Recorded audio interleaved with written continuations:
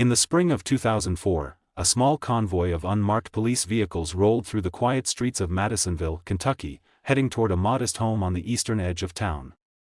The officers weren't there for a drug bust or a warrant on some violent offender. They were there for a woman. A woman who'd lived in that same community for over 2 decades. A woman whose neighbors knew her face, whose co-workers had shared countless shifts beside her, whose name had never once appeared in connection with anything criminal. What those neighbors didn't know, what no one in Madisonville had suspected, was that this woman had been carrying a secret since 1979. A secret that began with a body found in a shallow grave, and a mother who never came home. Before I reveal the web of lies, fear, and calculated silence that kept this case buried for 25 years, go ahead and subscribe. These stories are told to make sure the truth doesn't disappear with time. The victim's name was Linda Marshall. She was 40 years old when she died, though for a long time, no one knew she was dead at all. Linda lived alone in a small rental house on the outskirts of Madisonville, a western Kentucky town tucked between tobacco fields and coal country, where everyone seemed to know everyone, or at least thought they did. She worked the night shift at a textile factory just outside town, one of those jobs that paid enough to get by but never enough to get ahead.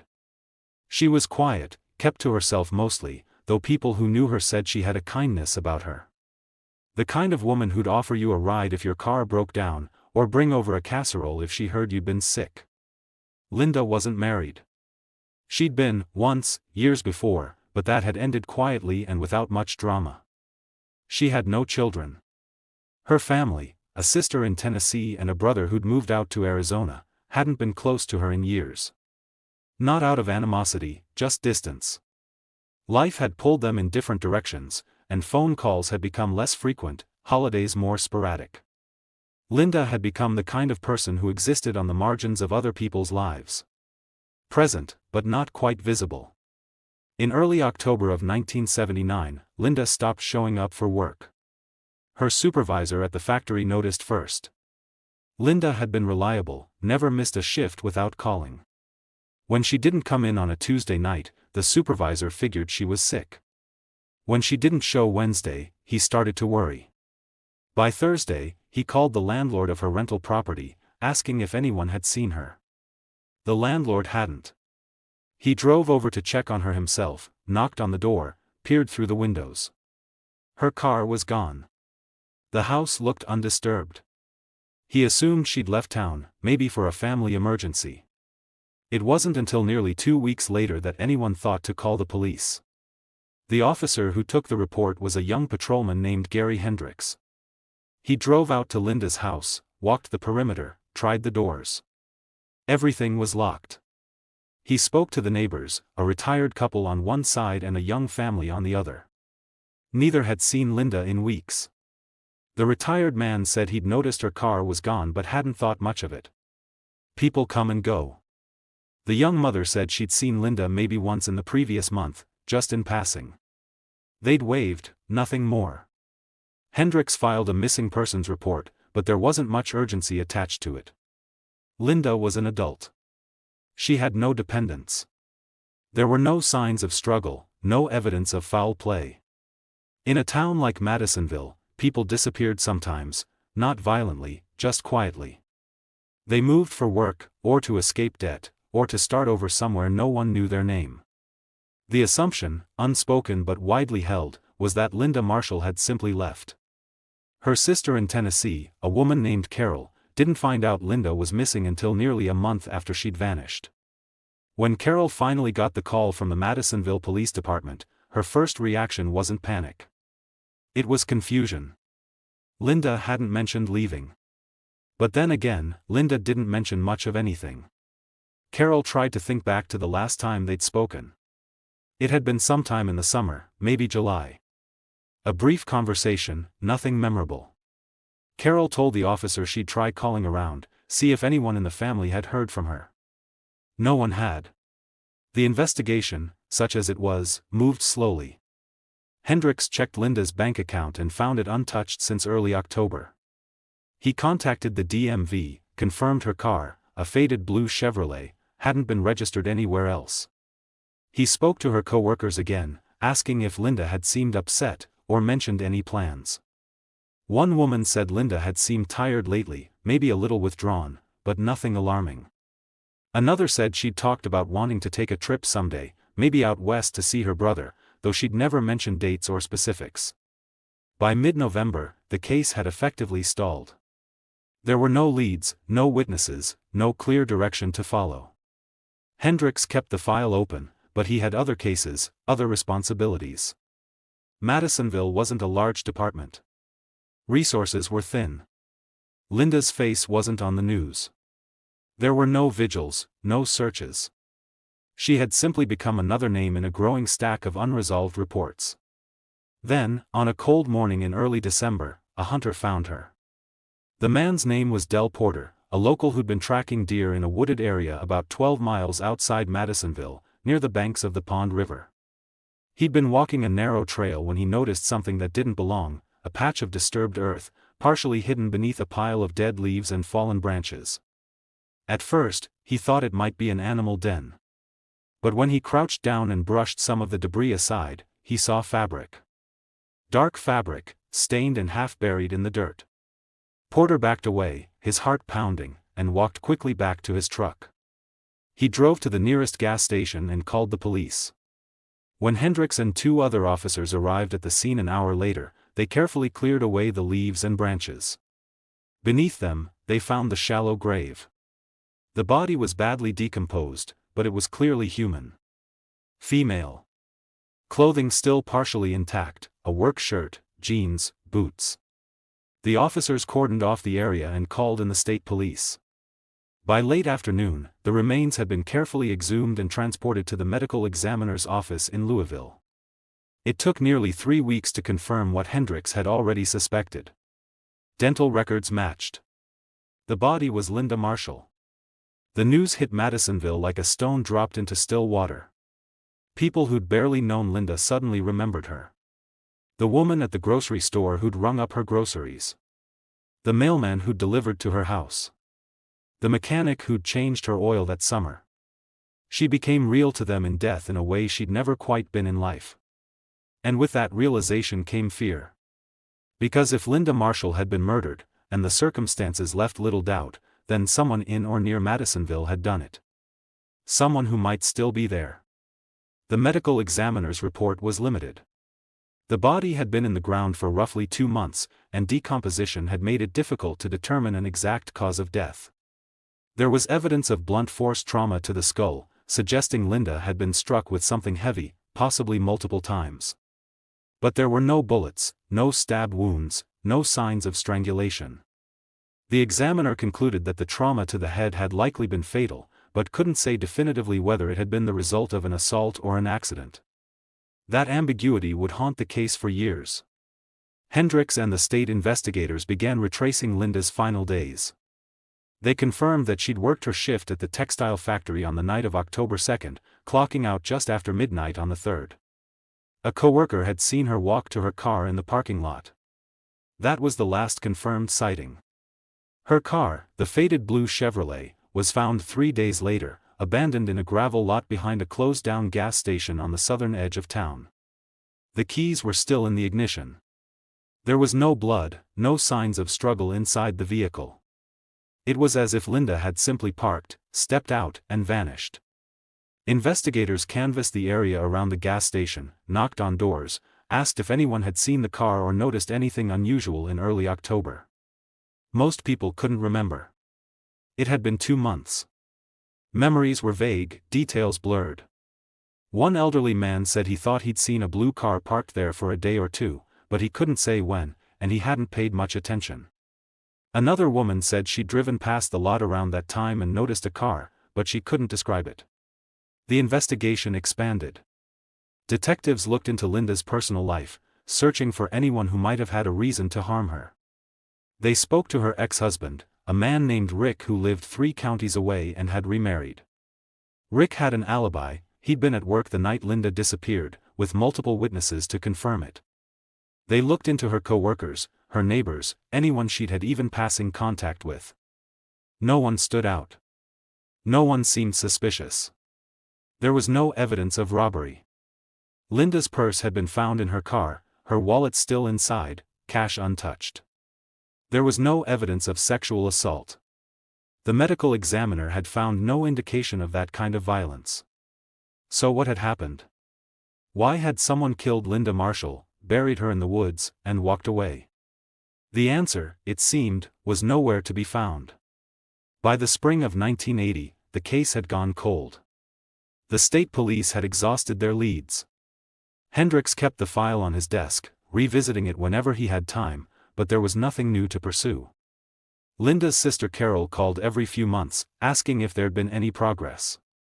Hendricks hated telling her no. He could hear the weight in her voice, the way hope was slowly draining out of her. She wanted to believe someone would be held accountable. Hendricks wanted to believe it too. But as the months turned into years, that belief became harder to hold on to. Madisonville moved on, the way small towns do. People stopped talking about Linda Marshall. The fear that had briefly gripped the community faded. Life returned to its familiar rhythms. The textile factory kept running its night shifts. The pond river kept flowing. And somewhere, someone who knew what had happened to Linda went about their days, carrying that knowledge like a stone in their pocket. What's easy to forget, in cases like this, is how long 25 years really is. It's long enough for children to grow up, marry, have children of their own. Long enough for businesses to open and close, for buildings to be torn down and rebuilt. Long enough for a person to change entirely, or to stay exactly the same, locked in the same patterns, the same routines, the same quiet desperation. For the people who'd known Linda, those years were marked by silence. Her sister Carol eventually stopped calling the Madisonville Police Department. Not because she'd stopped caring, but because there was nothing left to say. The file sat in a cabinet, gathering dust. Gary Hendricks retired in 1996, and the case was passed on to younger detectives who'd never met Linda, never walked through her empty house or stood over her grave. To them, she was just a name on a page, a cold case among dozens of others. But in early 2003, something shifted. The Madisonville Police Department had recently hired a new detective, a woman named Sharon Caldwell. Caldwell had transferred in from a larger department in Lexington, drawn by the promise of a quieter life and the chance to raise her daughter somewhere with a slower pace. She was methodical, thorough, the kind of investigator who couldn't let things go. In her first few months on the job, she'd been assigned to review old unsolved cases, part of a statewide initiative to digitize records and see if anything had been overlooked. Linda Marshall's file caught her attention. Caldwell spent weeks reading through the reports, the witness statements, the autopsy findings. She studied the photographs of the crime scene, the shallow grave, the abandoned car. She made notes, drew timelines, mapped out Linda's last known movements. And the more she read, the more something bothered her. There was a gap. A missing piece that no one had adequately explained. Linda's car had been found behind a closed gas station, 3 days after she'd disappeared. But the gas station was only about 2 miles from her house. If Linda had driven there herself, why? It wasn't on her way home from work. It wasn't near any place she was known to frequent. And if someone else had driven the car there, why leave the keys in the ignition? Why not push it into the river, or set it on fire, or do something to make it harder to find? Caldwell decided to go back to the beginning. She drove out to the old gas station, which was still closed, the building now sagging and covered in graffiti. She stood in the gravel lot, imagining the scene. Then she drove to Linda's house, still standing but occupied by a different tenant now. She drove the route between the two locations, counting the turns, noting the intersections. It would have taken less than 5 minutes. She pulled over on the side of the road and sat there, thinking. If Linda had been killed at home, her body would have been transported to the woods. But her car had been left near the gas station. That meant 2 vehicles, one to move the body, one to move the car. Or it meant Linda had driven to the gas station herself, met someone there, and then been killed. But if that was the case, why meet at an abandoned gas station in the middle of the night? Caldwell went back to the file and started rereading the witness statements. Most of them were from people who barely remembered seeing Linda at all. But there was one statement that stood out, buried near the back of the file. It was from a woman named Diane Pritchard, who'd worked the same shift as Linda at the textile factory. Diane had been interviewed in late 1979, shortly after Linda's body was found.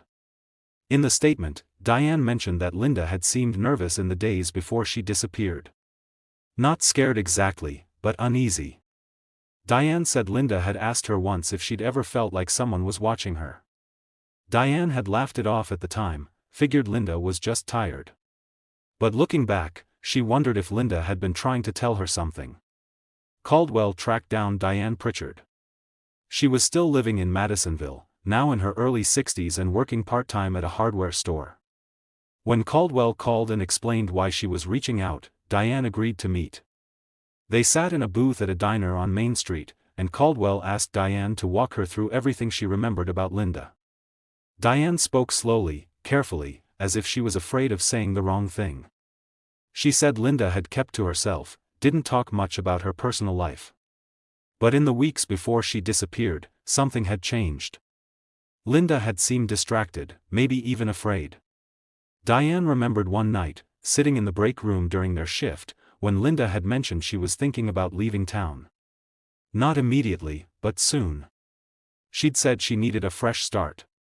Caldwell asked if Linda had said why. Diane shook her head.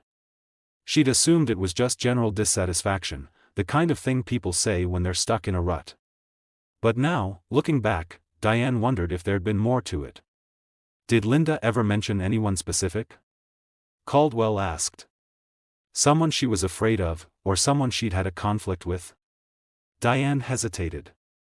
Then, quietly, she said, there was a woman. Linda mentioned her once. I don't remember the name. But I got the sense they'd had some kind of falling out. Caldwell leaned forward.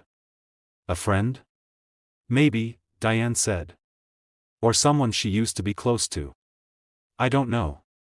Linda didn't go into detail. She just said something like, people change, and you realize you never really knew them. I didn't think much of it at the time. Caldwell made a note. Do you remember anything else? Anything Linda said or did that seemed out of character? Diane thought for a long moment. She asked me for a ride once, she said. It was maybe a week before she disappeared. Her car was in the shop, or that's what she said. I drove her home after our shift. She was quiet the whole way, didn't say much. When we got to her house, she sat there for a minute before getting out. She looked at me and said, if something happens, don't let people forget about me. I told her nothing was going to happen, that she was being morbid. She just smiled and got out of the car. Caldwell spent the next several weeks digging deeper into Linda's life. She requested old phone records, though most had been destroyed. She combed through property records, employment histories, anything that might reveal connections Linda had that the original investigators had missed. And slowly, a name began to surface. A name that appeared in passing in a few old reports, but had never been pursued as a serious lead. The name was Paula Jean Cobb. Paula had worked at the same textile factory as Linda, though on a different shift. According to employment records, Paula had quit her job in late September of 1979, just days before Linda disappeared. Caldwell found an old statement from Paula in the case file, taken in December of '79 after Linda's body was found. In it, Paula said she'd known Linda casually, that they'd worked together for a few years but weren't close. She said she hadn't seen Linda in weeks, and didn't know anything about her disappearance. But when Caldwell cross-referenced Paula's name with other records, she found something interesting. Paula and Linda had both lived in the same apartment complex in the mid-1970s, before Linda moved to the rental house. They'd been neighbors. And according to a brief mention in one of the original witness statements, a statement from a woman who'd lived in the same complex, Paula and Linda had been friends. Close friends, even. They'd spent time together, gone to the store together, occasionally had dinner together. So why had Paula described their relationship as casual? Caldwell tried to locate Paula Cobb. She wasn't hard to find. Paula was still living in Madisonville, in a small house on the eastern edge of town. She was 58 years old now, unmarried, working as a cashier at a local grocery store. Caldwell called and asked if she'd be willing to answer a few questions about Linda Marshall. Paula agreed, though her voice on the phone sounded cautious. They met at Paula's house on a gray afternoon in late 2003. Paula was a small woman, thin and tired-looking, with graying hair pulled back in a ponytail. She invited Caldwell in, offered her coffee, and they sat at a small table in the kitchen. Caldwell started with simple questions: how Paula had known Linda, what she remembered about her. Paula answered in short sentences, her hands wrapped around a mug of coffee that she never drank. "We worked together," Paula said. That's really all there was to it. "But you lived in the same apartment complex for a while, didn't you?" Caldwell asked. Paula nodded. "For a year or so, yeah. We were neighbors." "Were you friends?" Paula hesitated. "We were friendly. We'd say hello, maybe talk if we ran into each other. But we weren't close." Caldwell pulled out a copy of the old statement from the woman who'd lived in the same complex. She read aloud the part where the woman described seeing Paula and Linda together frequently, sometimes shopping, sometimes just sitting outside talking. "Does that sound accurate?" Caldwell asked. Paula's face tightened. "I guess we spent some time together. I don't remember it being that often." "Do you remember why you stopped being friends?" "We were never really friends," Paula said, her voice flat. "It was just convenience. We lived close by, worked at the same place. When I moved, we didn't keep in touch. That's all." Caldwell watched her carefully. "You quit your job in September of 1979. Do you remember why?" "I needed a change," Paula said. "The work was hard. I found something else." "Where did you go?" "A restaurant. I waited tables for a few months, then got the job at the grocery store." Caldwell nodded. "Did you see Linda at all after you quit?" "No," Paula said quickly. "I didn't." "Not even once?" Paula shook her head. "No. I told the police that back then." Caldwell let the silence stretch for a moment. Then she said, "Linda's coworker mentioned that Linda seemed nervous before she disappeared. Like she was afraid of something. Do you have any idea what that might have been about?"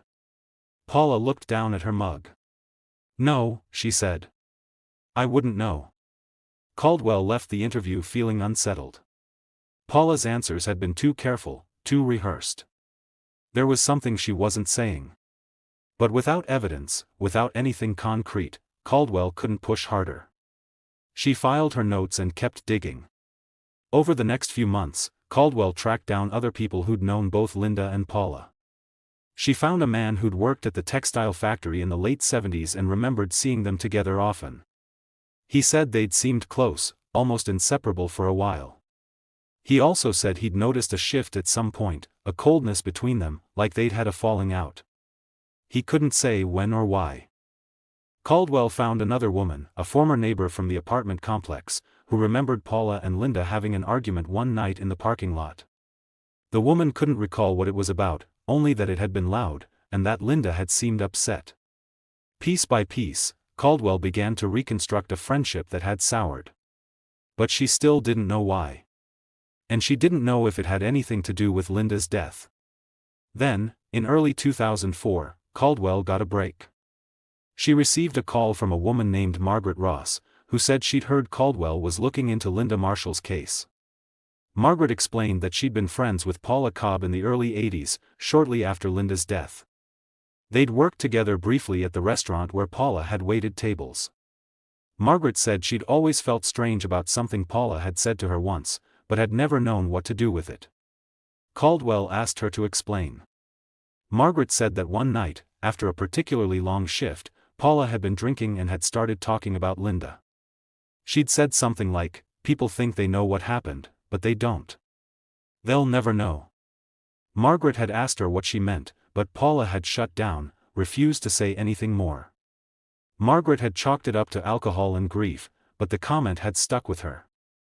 Caldwell knew she needed more than second-hand comments and faded memories. She needed something that would force Paula Cobb to talk. She went back through the original case file, looking for anything that might have been overlooked.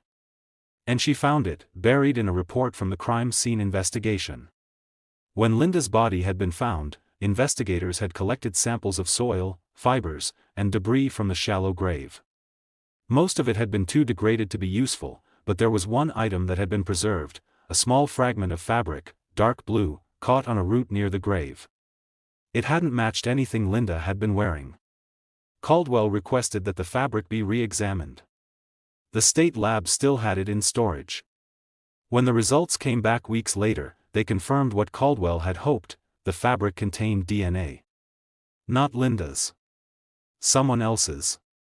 DNA technology had advanced significantly since 1979.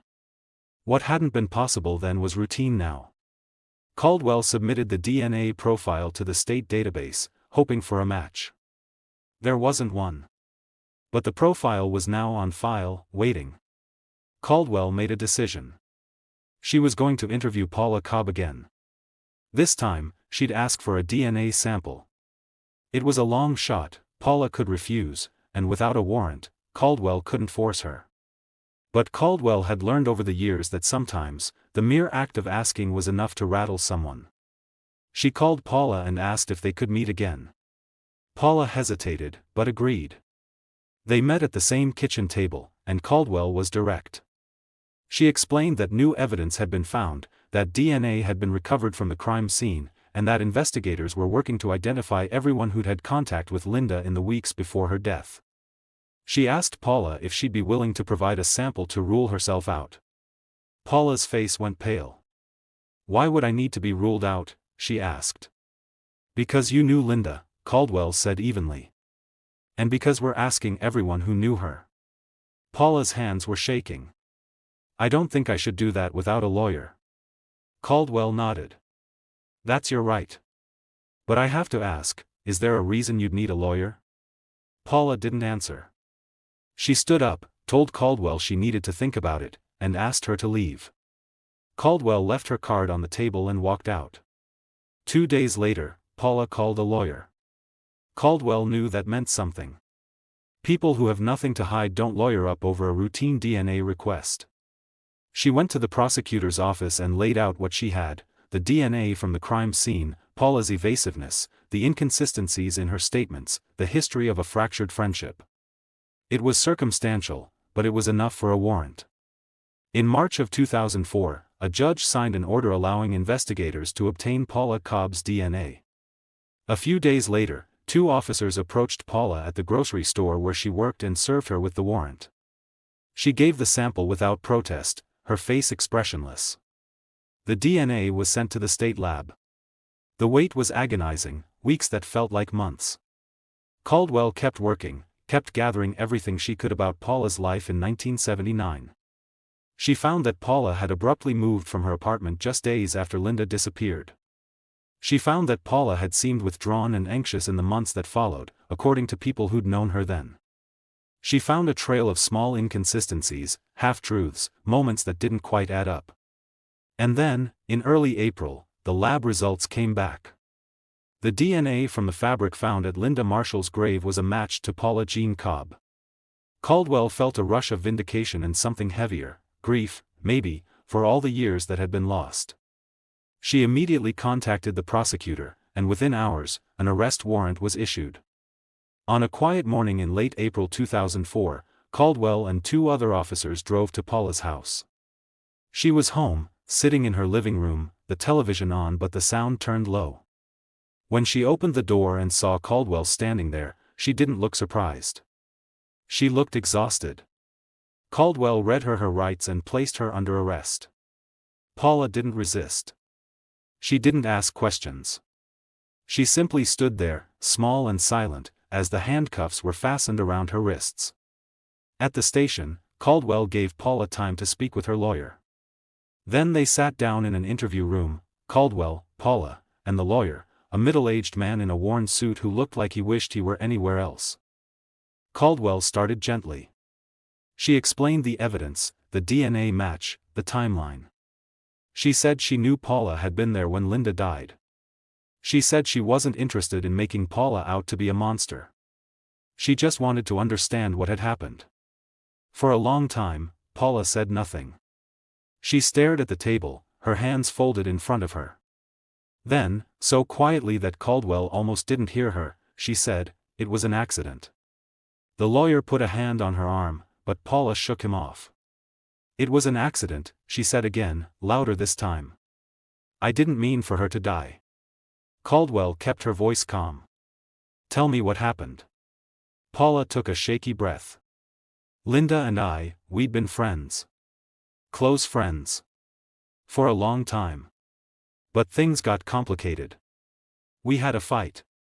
A bad one. She said things. I said things. I was so angry. I couldn't let it go." "What did you fight about?" Caldwell asked. Paula looked down. "It doesn't matter now. It was stupid.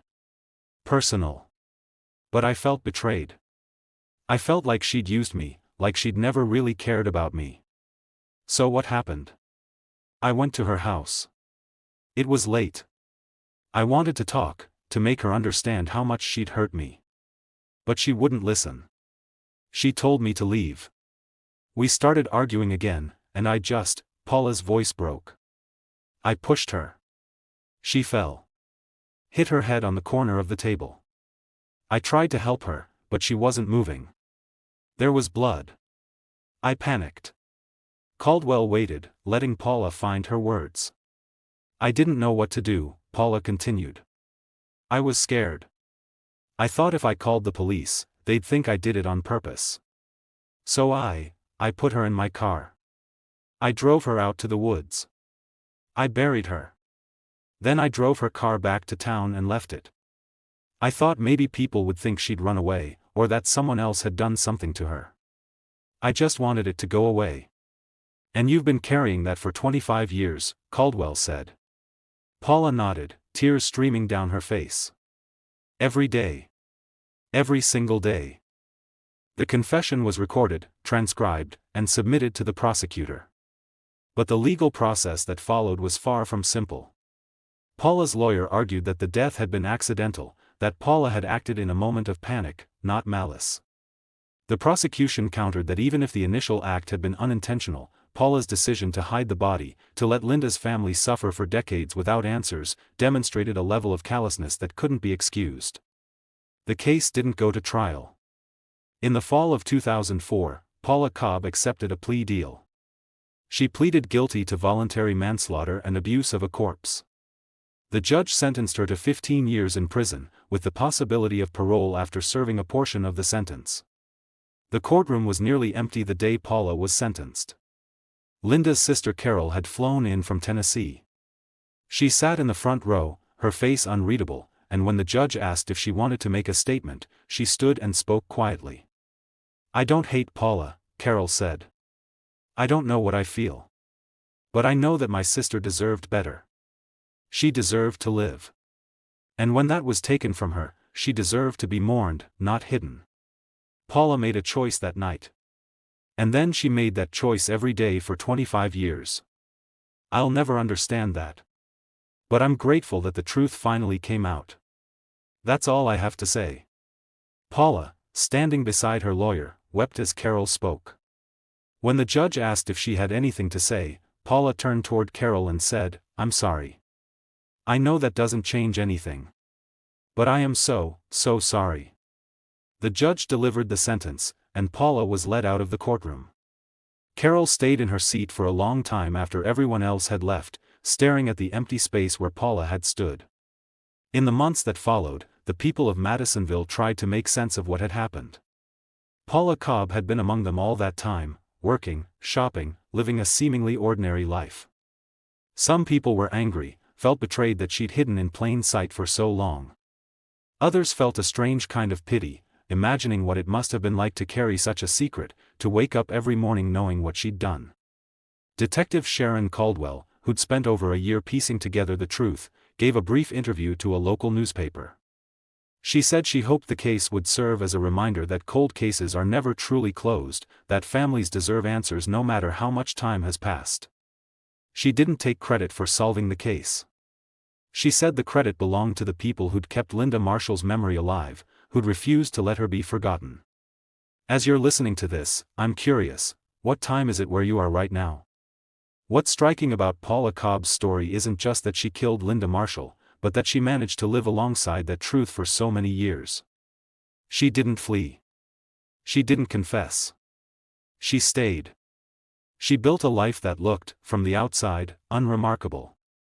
And maybe that's what makes cases like this so unsettling, the realization that someone capable of taking a life and hiding it can seem so ordinary, so much like anyone else. But beneath that ordinariness was a different reality. People who knew Paula in the years after Linda's death said she'd always seemed a little distant, a little sad. Some had assumed it was just her personality. Others thought she'd been through something difficult and never talked about it. Looking back, those same people wondered if they'd seen the weight of her guilt without recognizing it for what it was. One of the most haunting aspects of the case is how close Paula came to never being caught. If Sharon Caldwell hadn't taken a fresh look at the file, if she hadn't noticed the inconsistencies and pursued them, if the fabric with Paula's DNA hadn't been preserved, Paula might have carried her secret to the grave. And Linda Marshall might have remained just another unsolved case, her name forgotten by everyone except the sister who still called the police every few months, hoping for a miracle. The truth, when it finally emerged, was both simpler and more tragic than anyone had imagined. There was no elaborate conspiracy, no sinister plot. Just two women who'd once been friends, a fight that escalated, a moment of violence, and a decision made in fear that became a lie lasting 25 years. Paula Cobb hadn't been a criminal mastermind. She'd been a frightened, selfish person who chose to save herself at the expense of Linda's family, Linda's memory, and any chance at real justice. For Carol, Linda's sister, the resolution brought a complicated kind of relief. She'd spent a quarter of a century wondering what had happened to her sister, imagining every possible scenario. Now she knew. It hadn't been a random act of violence. It hadn't been a stranger. It had been someone Linda had trusted, someone she'd let into her life. That knowledge was painful, but it was also concrete. Carol could finally stop wondering. In a phone interview years later, Carol said she thought about Linda often, but differently now. Before Paula's arrest, Linda had existed in Carol's mind as a question mark, a mystery. Now she existed as a person again, someone who'd lived, who'd had friendships and disappointments, who'd died too soon because of another person's choice. Carol said she wished she'd been closer to Linda when she was alive, that she'd called more often, visited more. But she also said she was grateful that Linda's story had finally been told, that people knew what had happened to her. The Madisonville Police Department kept a copy of Linda Marshall's case file in a special archive, separate from the active records. Detective Caldwell made sure of that. She wanted it preserved not just as a solved case, but as a reminder of what persistence could accomplish. She also wanted it to serve as a lesson for younger investigators, that the smallest details matter, that inconsistencies in witness statements are worth pursuing, that people who seem cooperative can be hiding the most devastating truths. In the years following Paula's conviction, Caldwell worked several other cold cases, but none affected her quite the way Linda's had. She'd think about it sometimes, late at night, when she was reviewing files or couldn't sleep. She'd think about Linda, alone in that house on the outskirts of town, opening her door to someone she'd considered a friend. She'd think about the moment everything changed, the argument, the violence, the panic. And she'd think about Paula, making the decision to bury Linda instead of calling for help, to let her disappear as if she'd never mattered at all. What haunted Caldwell most wasn't the act itself, but the aftermath. Paula had gone to work the next day. She'd smiled at customers, made small talk, gone through the motions of a normal life. She'd done that for 25 years. And every single one of those days, she'd known where Linda was. She'd known Linda's family was suffering, wondering, hoping. And she'd said nothing. There's a particular kind of cruelty in that silence. It's not the cruelty of a violent act committed in a moment of rage or fear. It's the cruelty of choice, repeated over and over again. Every morning Paula woke up, she chose not to confess. Every time she saw a news report about Linda, or heard someone mention her name, she chose to stay quiet. That pattern of choices, sustained over decades, revealed something about who Paula was, or who she'd become. Some people in Madisonville tried to rationalize it. They'd say Paula must have been consumed by guilt, that she must have suffered in her own way. And maybe she had. Maybe she'd lain awake at night, tortured by what she'd done. Maybe she'd thought about confessing 1,000 times and couldn't find the courage. But suffering doesn't erase accountability. Pain doesn't undo harm.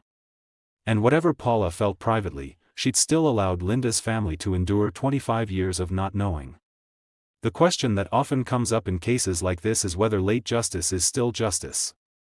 When someone is held accountable decades after a crime, when the victim is long buried and the family has already lived through years of grief, does it matter? Does it change anything? For Carol, it did. She said that even though nothing could bring Linda back, knowing the truth allowed her to stop living in the question. She could visit Linda's grave now without wondering who had put her there or why. She could think about her sister as a whole person with a whole story, not just as a tragedy without an ending. That mattered. It didn't heal everything, but it mattered. For the community of Madisonville, the resolution served as a strange kind of closure as well. People had lived for years with the unsettling knowledge that someone among them might be dangerous, might have gotten away with murder. Learning that the person responsible had been identified and held accountable allowed the town to exhale, in a sense. It didn't erase what had happened, but it restored a sense of order, a belief that actions have consequences, even if those consequences take a quarter of a century to arrive. And for investigators like Sharon Caldwell, it reaffirmed something essential, that persistence matters, that cold cases are only cold until someone decides to warm them up again. The truth doesn't have an expiration date. It sits there, waiting, until someone is willing to look for it. Paula Cobb served 12 years of her 15-year sentence before being granted parole. She was released in 2016, a 69-year-old woman who walked out of prison into a world that had changed dramatically since she'd entered it. She moved to a different part of Kentucky, far from Madisonville, and lived quietly until her death in 2019. She gave no interviews, made no public statements, left no written account of her perspective. Whatever else she might have wanted to say about Linda Marshall, about that night in 1979, about the years of silence that followed, she took it with her. Carol learned of Paula's death through a brief notice in a newspaper. She didn't attend any service, there wasn't one. She didn't send flowers or a card. She simply noted it, filed it away as the final punctuation mark on a story that had shaped much of her adult life. When asked how she felt, Carol said she didn't feel much of anything. Relief, maybe. Or just a sense that something was finally, completely over. Linda Marshall is buried in a small cemetery on the northern edge of Madisonville, beneath a simple headstone that bears her name, the years of her birth and death, and the words, "Gone but not forgotten." Carol visits when she can, though it's harder now as she's gotten older and travel has become more difficult. She brings flowers, usually something bright, daisies or sunflowers, because Linda had always liked bright things. The last time Carol visited, she stood there for a long time, just looking at the headstone. She thought about all the years Linda had been gone, all the years she'd spent not knowing what had happened. She thought about Paula, and about the argument that had ended in violence. She thought about the randomness of it all, how a friendship can sour, how a moment of anger can spiral into something irreversible, how a single decision can echo across decades.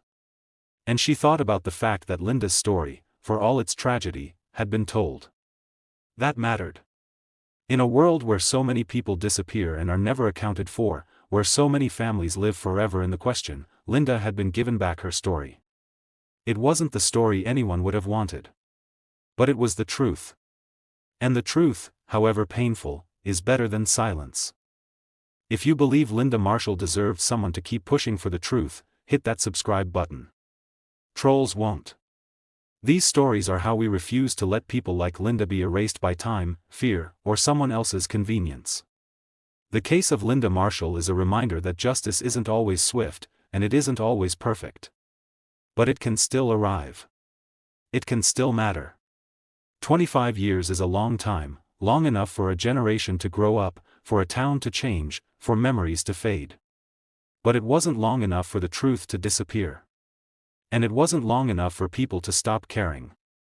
Detective Sharon Caldwell retired in 2019, after more than 3 decades in law enforcement. She'd worked hundreds of cases, solved dozens of them, and made a real difference in the lives of people who'd been waiting for answers. But when people asked her about the case she was most proud of, she always mentioned Linda Marshall. Not because it was the most complex, or the most dangerous, or the most high-profile. But because it represented something essential about the work, that no one should be forgotten, that every life matters, that time doesn't erase the obligation to seek the truth. In her final interview before retiring, Caldwell was asked what she'd learned from the case. She thought for a moment, then said, "I learned that people can carry terrible secrets for a long time. Longer than you'd think. And I learned that those secrets have weight. They don't just affect the person carrying them, they affect everyone around them. Families. Communities. The truth itself. And I learned that sometimes, all it takes to break that silence is someone who's willing to ask the right questions and refuse to accept easy answers." She paused, then added, "Linda Marshall deserved that. Every victim deserves that." The story of Linda Marshall and Paula Cobb isn't just about a murder that happened in 1979 and a confession that came in 2004. It's about the years in between, the silence, the waiting, the unspoken grief. It's about what happens to people when they're denied the truth, and what happens when the truth finally emerges. It's about the fragility of justice, the persistence required to achieve it, and the weight of choices made in moments of fear. Paula Cobb made a choice the night Linda died. She made another choice when she buried her. And she made that choice again every day for 25 years. Those choices defined her life, shaped the lives of everyone connected to Linda, and left a scar on a community that believed, for a long time, that they'd never know what happened. But they did know. Eventually. And that knowing, painful as it was, mattered. There's something to be said for the long arc of justice, the way it bends, however slowly, toward accountability. It doesn't always bend far enough. It doesn't always bend in time. But in this case, it did. Linda Marshall's name is no longer just a question mark in a forgotten file. She's remembered. Her story is known. And the person responsible for her death was held accountable. That doesn't bring Linda back. It doesn't undo the decades of pain her family endured. But it does something else. It affirms that her life mattered, that her death wasn't just a private tragedy to be buried and ignored. It says that even when years pass, even when cases go cold, even when it seems like no one cares anymore, the truth is still worth pursuing.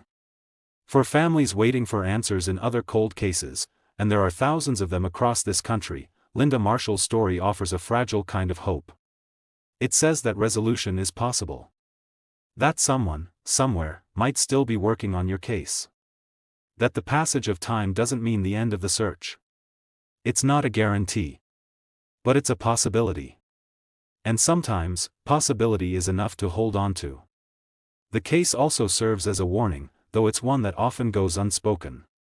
It's a warning about the cost of silence, about what happens when people choose self-preservation over honesty, when fear becomes a justification for cruelty. Paula Cobb wasn't a monster.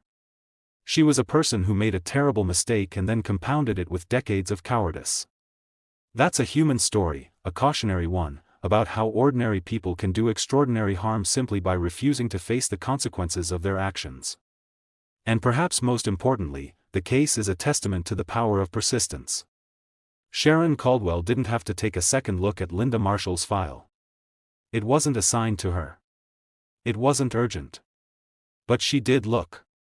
She asked questions. She refused to accept the easy answers. And because of that, a woman who'd been buried in silence for 25 years was finally given a voice.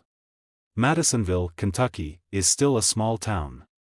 The textile factory where Linda and Paula worked closed years ago, its building now repurposed into storage units. The apartment complex where they were neighbors has been torn down, replaced by a strip mall. The gas station where Linda's car was found is gone, the lot now empty except for weeds growing through the cracked asphalt. The physical markers of Linda's life have mostly disappeared. But her story hasn't. It lives in the memories of people who knew her, in the case files preserved by the police department, in the work that Sharon Caldwell did to uncover the truth. It lives in the grave that Carol still visits, in the flowers she brings, in the quiet moments she spends standing there, thinking about the sister she lost and the answers she finally received. And it lives in the understanding that justice, however delayed, is never meaningless. That truth, however painful, is never wasted. That every person who is taken before their time deserves to be remembered, to be fought for, to be honored with the effort required to find out what happened to them. Linda Marshall was 40 years old when she died. She was a quiet woman who worked hard, who lived modestly, who didn't ask for much from the world. She had friends, or thought she did. She had a family who loved her, even if distance had made them strangers. She had a life that mattered, a life that was taken from her in a moment of violence and hidden for 25 years. But in the end, the truth came out. Paula Cobb was held accountable. Linda's family got their answers. And a community learned that the past doesn't stay buried forever. That's the story of Linda Marshall. It's a story about loss and justice, about silence and truth, about the long years between a crime and its resolution. It's a story that matters not because of how it ended, but because of what it took to get there, the persistence, the refusal to forget, the belief that every life deserves to be honored with the search for truth. And if you stayed to the end of this story, you're someone who believes the human spirit doesn't break, even after decades of silence. People like that don't look away.